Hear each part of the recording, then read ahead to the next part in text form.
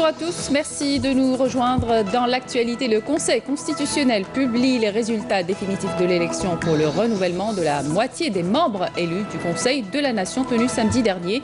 Les détails dans un instant. Le général de corps d'armée Ahmed Gaïd Salah effectuera du 6 au 9 janvier une visite de travail et d'inspection en deuxième région militaire à Oran, où il supervisera l'exécution d'un exercice tactique avec munitions réelles et tiendra des réunions d'orientation. De la détente à la fin du journal, à Tikjda plus précisément, où plusieurs familles se sont rendues pendant ces vacances d'hiver qui s'achèvent pour profiter de l'air pur et des paysages magnifiques de cette région montagneuse.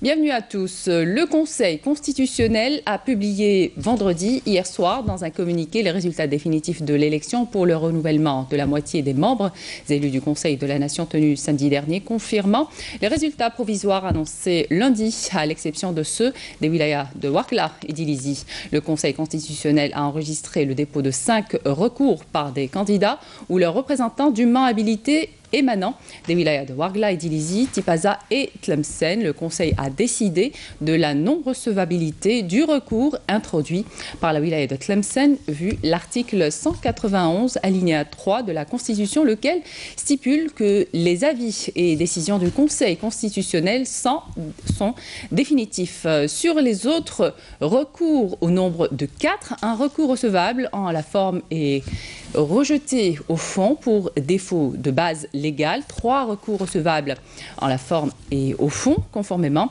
aux dispositions de l'article 131 alinéa 2 de la loi organique relative au régime électoral. En conséquence, le Conseil constitutionnel annonce la reformulation des procès-verbaux de dépouillement des wilayas de Ouargla et d'Ilizi. Concernant les résultats définitifs, le nombre des wilayas concernés 47, le nombre d'inscrits 26 018, le nombre de votants 25 492, abstention 526, le taux de participation 97,98%, les bulletins nuls 2507 et suffrages exprimés 22 985, puis le nombre d'élus 47. En conséquence, le Conseil constitutionnel valide l'élection des candidats dont les noms ont été annoncés dans le communiqué du 31 décembre 2018 portant proclamation des résultats provisoires à l'exception des résultats du scrutin dans les wilayas de Ouargla et d'Ilizi, reformulés comme suite: Djadia Abdelkader, candidat élu définitivement pour la wilaya de Ouargla en remplacement de Belhasrouf Selim. Madawi Laïd, candidat élu définitivement pour la wilaya d'Ilizi en remplacement de Ma'tallah Amr. Le général de corps d'armée Ahmed Gaïd Salah, vice-ministre de la Défense nationale, chef d'état-major de l'armée nationale populaire, effectuera du 6 au 9 janvier une visite de travail et d'inspection en deuxième région militaire à Oran. Lors de cette visite, le général de corps d'armée supervisera l'exécution d'un exercice tactique avec munitions réelles. Il tiendra également des réunions d'orientation avec les cadres et les personnels des unités de la deuxième région militaire. Dans l'actualité également, le ministre de l'Intérieur, des collectivités locales et de l'aménagement du territoire, Nordine Bedoui, entame ce samedi une visite de travail de 3 jours à Tamanrasset. Plusieurs projets de développement socio-économique de la circonscription administrative frontalière d'In Gazem feront l'objet d'inspections et seront lancés ou inaugurés par le ministre Bedoui, qui est en compagnie des ministres de la Santé, des Travaux publics et des Transports et du Commerce. Développer l'économie nationale à travers l'encouragement des investissements nationaux privés, un objectif qui trouve son illustration par le biais de la multiplication des zones d'activité dans différentes wilayas du pays. Exemple aujourd'hui de Skikda qui voit émerger l'émergence de plusieurs entreprises, notamment dans le domaine de la production des huiles et de la graisse. Reportage Mohamed Amin Boutoumi, le récit de Adel Boukhams. Implanté au niveau de la zone d'activité Zawiya à Azaba, dans la wilaya de Skikda, le complexe pétrogel spécialisé dans la fabrication des huiles industrielles et des graisses est sans conteste l'illustration parfaite du développement des investissements au niveau du pôle de la pétrochimie nationale. De par sa capacité de production, cette unité est la première entreprise privée au niveau national et la deuxième après la Sonatrach. Notre capacité de production des huiles industrielles est de 10 000 tonnes par an. La même quantité de graisse est également produite chaque année. La main-d'œuvre employée au niveau de cette unité est à 100% algérienne. Nous comptons dans un futur proche porter le nombre d'employés à 200 personnes.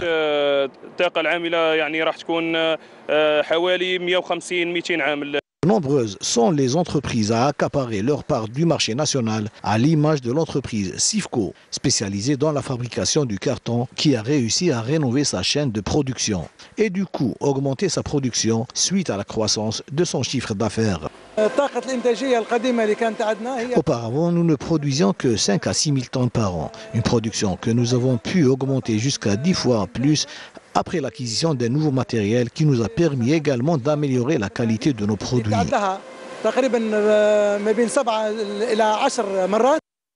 Des exemples de réussite qui ont trouvé en la direction de l'industrie et des mines l'accompagnateur idéal dans leur mission. Nous avons étudié plus de 1100 dossiers, dont 224 ont été approuvés. À l'heure actuelle, plusieurs zones d'activité sont en cours d'aménagement et qui devront abriter plusieurs projets prometteurs, notamment dans le secteur de l'agroalimentaire. Privés ou publics, les investisseurs nationaux sont désormais appelés à voir leur objectif en hausse, de quoi assurer un avenir meilleur à l'économie nationale. Habitat présent dans la wilaya de Mascara, les aides financières attribuées par les pouvoirs publics pour le logement rural redonnent de l'espoir aux habitants du Douar. El Flegil s'ajoute à cela les 9000 logements publics locatifs qui sont en cours de réalisation. Jessia Bayou. C'est dans ces maisons insalubres que les habitants du Douar El Flegil à Mascara ont enduré la souffrance et la misère durant de longues années. Aujourd'hui, grâce aux aides attribuées par les pouvoirs publics pour la rénovation et la construction des logements ruraux, un rayon d'espoir pour un cadre de vie meilleur apparaît à nouveau. Nous avons longtemps souffert du froid et de la misère, et Dieu merci, les pouvoirs publics nous ont bien aidés. Nous avons longtemps enduré, mais Dieu merci, les pouvoirs publics nous ont bien aidés. Afin d'améliorer le cadre de vie de tous ces habitants, les pouvoirs publics ont attribué plus de 700 000 dinars pour la rénovation et la construction de toutes ces habitations rurales.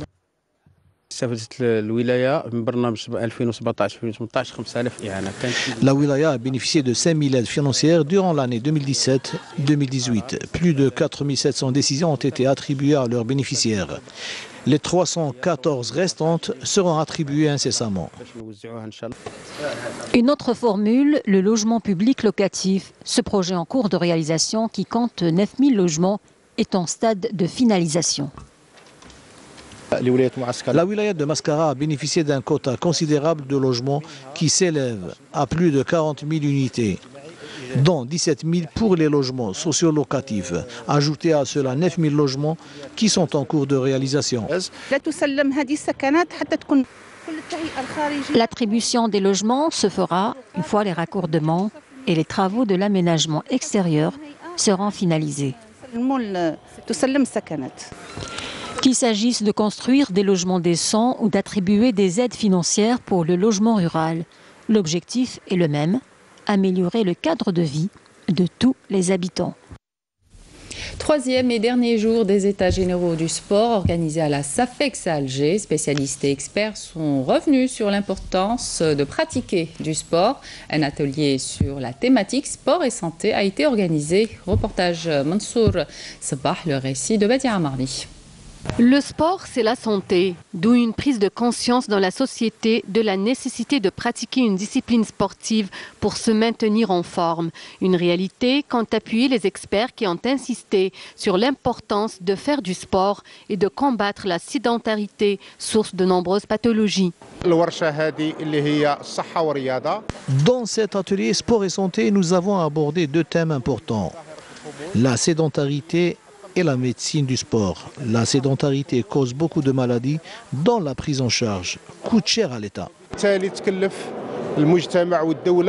مصاريف باهظة. Les jeunes تاع دوك كيما راك على بالك ils sont orientés بزاف l'internet. Vous voyez, les jeunes d'aujourd'hui sont plus intéressés par l'internet que par le sport. Il est difficile de les récupérer pour pratiquer du sport.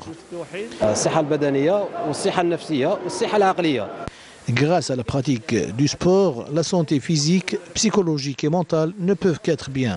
N'importe quelle discipline agit positivement sur la santé. Assurer la couverture sanitaire aux sportifs et s'enquérir du niveau de la prise en charge est une autre thématique abordée par les experts de la mise en place de programmes adéquats.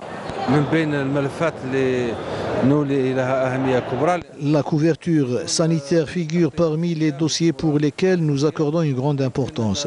Pour accompagner les sportifs, nous avons doté le centre CNMS relevant du ministère de la Jeunesse et des Sports avec des équipements modernes.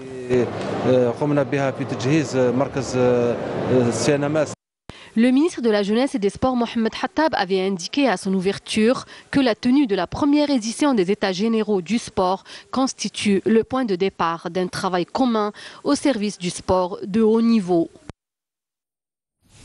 Et l'intérêt accordé par les pouvoirs publics à la pratique du sport se traduit également par ces innombrables infrastructures réalisées depuis l'indépendance ou qui sont en cours de réalisation. L'École nationale des sports olympiques implantée à Sétif en est même la parfaite illustration qui a vu l'éclosion de pas mal de sportifs en différentes disciplines. Adel Bouhamis l'a visité pour nous. En cette période de vache maigre et au moment où les pouvoirs publics appellent à rationaliser les dépenses, notamment en devises, la majorité des clubs sportifs optent pour des stages de préparation à l'étranger, notamment dans des pays voisins, monnayant au prix fort, alors qu'une école des sports olympiques disposant de toutes les commodités pour une très bonne préparation est implantée à Sétif. C'est un endroit idéal pour toutes les équipes qui veulent vraiment soit préparer leur saison sportive, soit, surtout quand on est dans une trêve comme ça, je me demande pourquoi on doit aller en Tunisie ou gaspiller de l'argent, alors que nous avons des centres vraiment extra. Là, on a trouvé un accueil vraiment parfait. Et vous voyez, nous avons 4 terrains, 2 terrains qui sont en synthétique et 2 terrains qui sont en gazon naturel. Je pense qu'il y a de meilleures conditions ici. Surtout pour nous, il y a la salle disponible, il y a la salle de musculation, il y a le sauna, il y a pratiquement toutes les conditions qu'une équipe ait besoin pour mieux préparer une compétition ou bien une échéance. Les conditions de travail sont favorables au niveau de l'infrastructure qui nous a vraiment aidés. Et puis la fédération de lutte nous a attribué un tapis professionnel homologué. On peut même faire un championnat du monde là-dessus. Franchement, c'est l'idéal pour l'entraînement. Nous avons un matériel adéquat pour les sports individuels et puis la lutte. Il y a la boxe aussi qui ont un très bon suivi. Il y a le karaté, il y a l'athlétisme aussi au sein de cette école. C'est vraiment un atout, un grand atout pour les sportifs de la Université Sétif. Vraiment, cette école, c'est une merveille sportive pour nous en tant que ligue sétifienne de volleyball. Composée d'un ensemble de grandes infrastructures de sport et de jeunesse, l'École nationale des sports olympiques de Sétif est un véritable joyau pour le sport national, dans la mesure où elle a pour principale mission de prendre en charge les jeunes talents sportifs. عندنا des champions, عندنا des athlètes d'élite. باش نديروا لاكومبانيومون تاعهم ولو سويفي تاعهم سور لو بلان ايتود سكولير اي كارير سبورتيف. هنا ليكول وضعت لهم تو لي مويان نيسيسير باش تاكومبانيهم في لو بروسيسوس كامل هذا. De par ses commodités, cette infrastructure qui n'a rien à envier aux meilleurs centres de préparation des athlètes de performance à travers le monde, ou du moins dans les pays voisins, mérite une plus grande attention pour une meilleure prise en charge des différents clubs, mais également pour la préservation de cet acquis inestimable. L'obstacle ou les difficultés اللي راهم يعني يواجهونا هو لي بيرسونيل هنا قليل بزاف سيرتو لي بيرسونيل دونتروتيان لي زوبي لي زوفري بروفيسيونيل في ليكول اون ايكول ان ايتابليسمون تاع 20 هكتار ما عندناش الخدامه قليل ولو بودجي دو فونكسيونمون ثاني ناقص بزاف بارابور ليكول واش راهي تكونسومي. La préservation d'une infrastructure d'une telle envergure exige des moyens financiers certes, mais c'est aussi assurer le cadre idéal pour l'épanouissement de l'encadrement national qui a fait ses preuves tant à l'échelle nationale qu'internationale. Dans les régions du Souf, à 650 km au sud-est d'Alger, la date issue des palmeraies traditionnelles appelées routes fait la fierté de la région, mais son existence est menacée par la remontée des eaux provoquée par l'extension des champs agricoles modernes. Reportage Naïm Al-Walish. Palmeraies traditionnelles et séculaires par excellence, les routes ou le bali ne prennent et ne poussent que dans la région du Souf. Arrosées grâce aux eaux souterraines que puise le palmier jusqu'à la fin de sa vie, ces palmeraies sont à 100% bio et leur culture est respectueuse de l'environnement puisque nécessitant 0% d'énergie. Ce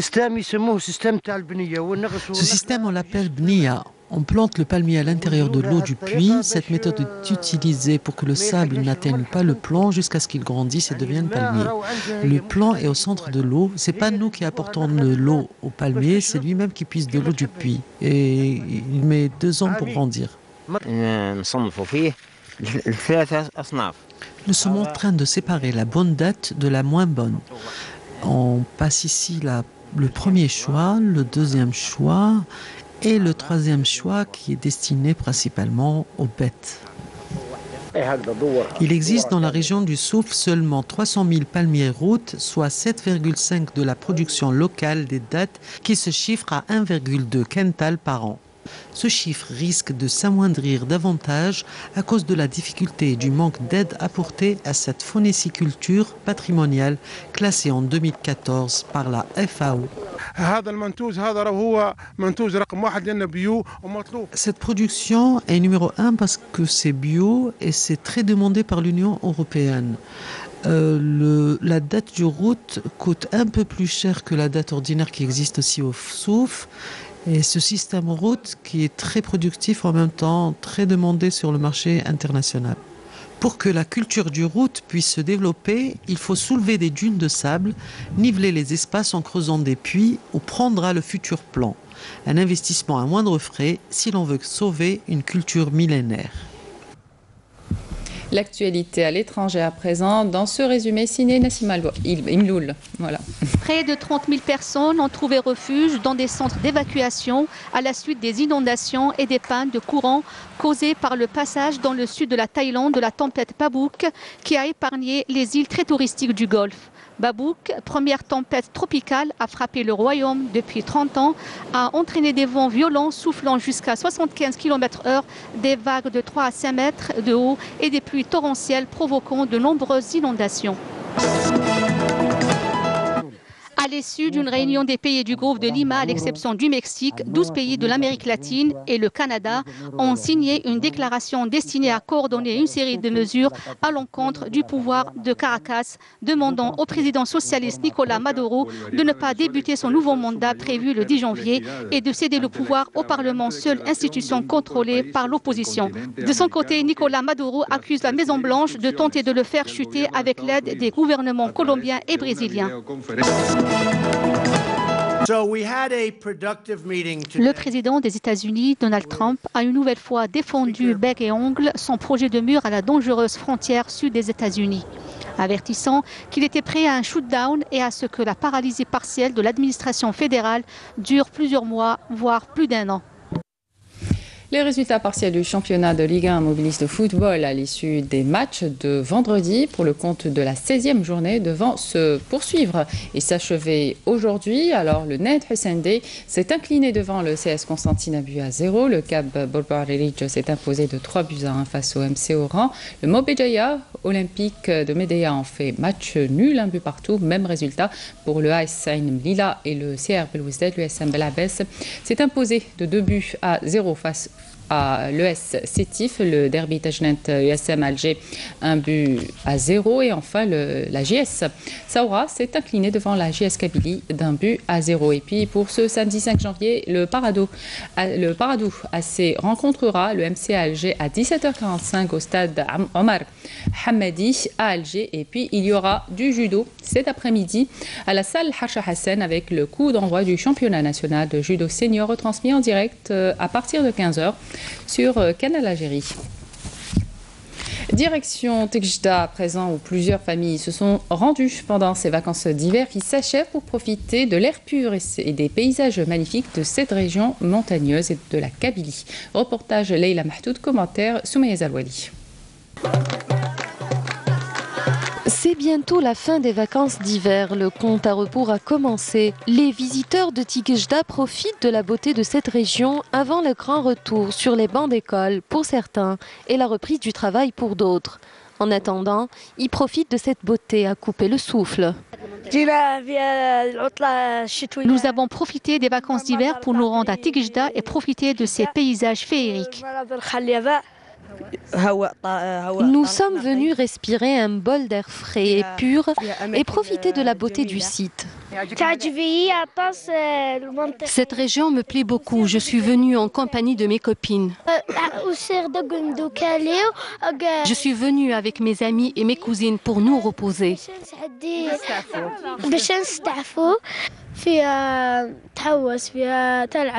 Nous sommes là pour nous amuser et jouer. Il y a plusieurs installations pour les enfants. Les vacances sont une occasion pour les enfants de se ressourcer. C'est pour cela qu'il est impératif de les faire sortir et de leur permettre ainsi de faire plein de nouvelles découvertes et d'enrichir leurs connaissances.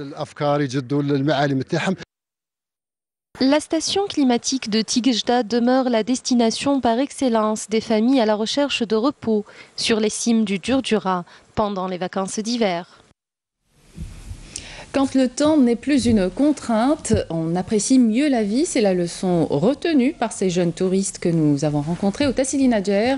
Ils se sont offerts un séjour de marche et de méditation que notre reporter Kamel Swig a suivi pour nous. Reportage.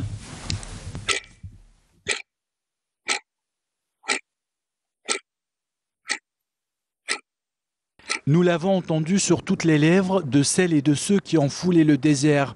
Notre rapport avec le temps a changé. Nous étions curieux de savoir pourquoi ce sentiment. Que trouve-t-on de si spécial dans le désert? Pour le savoir, nous avons suivi Nawel, Anis, Massi et Deya, 4 touristes qui depuis quelques jours n'ont Dieu que pour le Tassili Nadjer. Nous leur avons posé 3 questions. Tout d'abord, comment expliquer ce rapport différent avec le temps dans le désert? Comme moi je suis étudiante, les cours, les révisions, les activités extrascolaires, tout est millimétré, à chaque heure il y a quelque chose à faire. Alors qu'ici on prend le temps de voir les choses, on prend le temps de découvrir le paysage qui est totalement magnifique. On ne regarde pas l'heure, j'ai même pas amené de montre avec moi et on laisse le soleil nous guider, le soleil guider nos journées et on ne se demande même pas quand est-ce qu'on va manger, quand est-ce qu'on va dormir parce qu'on s'en fiche, on profite juste de ce qui se passe autour de nous. Je pense que dans nos sociétés modernes, on prend le temps comme plus une contrainte, c'est-à-dire qu'on a un planning qu'il faut suivre, il faut vivre des choses chaque minute, chaque heure qu'on passe et là je pense que les gens vivent plus avec leur temps, ils apprécient de passer le temps, ils apprécient l'écoulement du temps. C'est vrai que nous, on nous inculque souvent qu'il faut vivre le jour, il faut vivre à l'instant présent, mais je pense que c'est limite impossible à faire parce qu'on est attaché au passé, parce qu'on espère toujours qu'il y ait quelque chose dans le futur, mais nous devons voir le temps comme une opportunité pour vivre les choses simplement. Moi je travaille dans l'informatique déjà et dans mon boulot tous les jours l'heure tout est schedulé, tout est planifié, les réunions Outlook c'est tout le temps regardez attends. On a des alertes Outlook ici, le téléphone. C'est juste un outil pour prendre des photos. Il n'y a pas de réseau, il n'y a pas de meeting, il n'y a pas de mail. C'est se déconnecter du monde, c'est génial. Je suis moins stressée, je regarde moins ma montre et je prends le temps d'admirer les choses. De notre côté, nous avons pris le temps d'observer de près Nawel et Anis. Pas loin d'Ihrir, nous les retrouvons en pleine séance de méditation imposée par ce cadre extraordinaire. La beauté des paysages, l'espace, le silence mystérieux du Grand Sud. Un peu plus loin, nous retrouvons Anis, comme un poisson dans les eaux d'Ihrir, avide de découvertes. Il crée des souvenirs, fige le temps à sa manière à chaque endroit que nous visitons. Comment alors décrire ce nouveau rapport avec le temps? Je dirais que c'est comme une...